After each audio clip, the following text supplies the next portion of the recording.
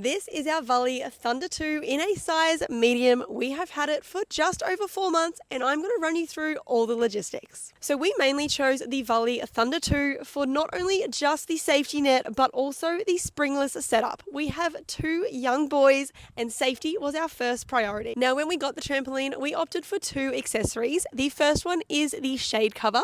We are based here in Brisbane and we wanted the boys to be able to use it all day long. So making sure that they were protected from the sun was our first priority, but it is also super handy because it actually keeps the leaves out as well. So the only leaves that get through are just the small ones down the side. The second accessory we got is their basketball hoop. This one was actually very easy to mount, but we have just placed it inside the trampoline there, and it also came with its own ball and pump. Overall, the Vuly Thunder 2 does exactly what it is intended to do, and our 2 boys absolutely love it, but there are just a few things that I do need to note before you consider making this purchase. This trampoline did not come with a ladder. The footholds are slightly higher than what I would like for my little one, so we have used a step so he can get in a lot easier. Now he is 5 years old and I do predict by age 7 or 8 he would not need that step at all, but it purely provides him just with a bit of extra support climbing into the trampoline. Now moving this trampoline needs 2 adults. It is a very sturdy trampoline. I know heavy is not always a bad thing, but it is important to note that moving it around the backyard can be a little bit tricky if you are by yourself. Let's chat safety. Firstly, I want to mention that the net connects directly to the mat underneath.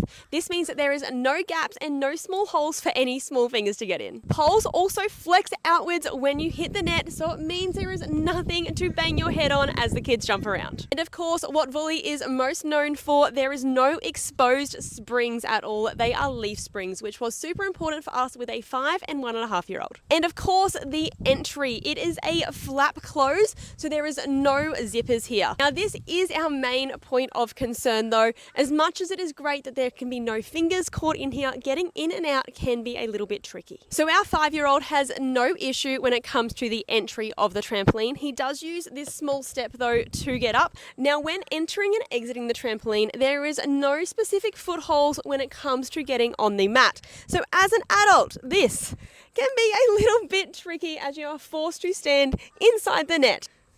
Now this has only been an issue for my husband and myself. Our 5-year-old has absolutely nailed it and has no concerns whatsoever.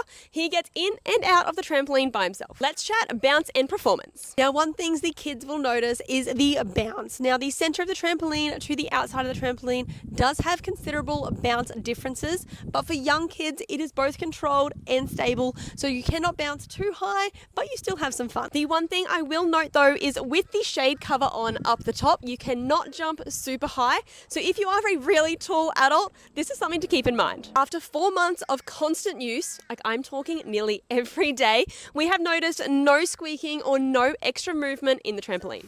Now assembly for this trampoline was not complicated, but it did require some patience. It took my husband and I just over 2 hours to complete. The hardest part was the tension of the mat to the leaf springs here. Now what I would recommend is that you either number or divide them up a little bit differently to what the instructions say, because we really had trouble pulling that tension and then making sure they aligned correctly. And also make sure you use the tool that it comes with in the box, because it genuinely would have been impossible without it. We did do it in the heat of the day and we did watch quite a few YouTube videos beforehand to tackle it. The instructions in the book were actually incredibly clear. The hardest part was getting the tension of the mat to the leaf springs. This one was the most patience testing and tiring part, and it truly tested your arms holding that tension. Next time, I would start this project earlier in the day so we could take plenty of breaks, especially when it came to that tension of the mat.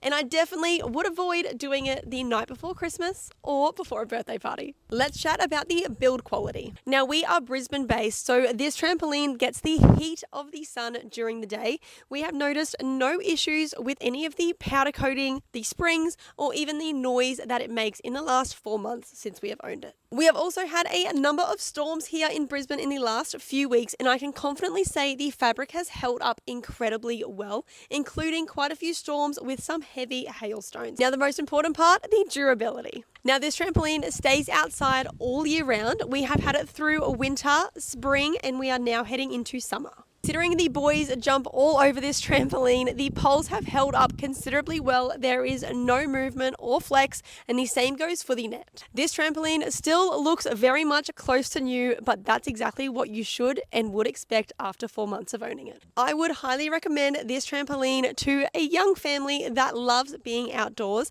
but if you have limited space or are unable to move it around frequently, then this could be a limitation of the Vuly Thunder 2. Would I get this trampoline again? Absolutely, but it is important to note those limitations that I did mention.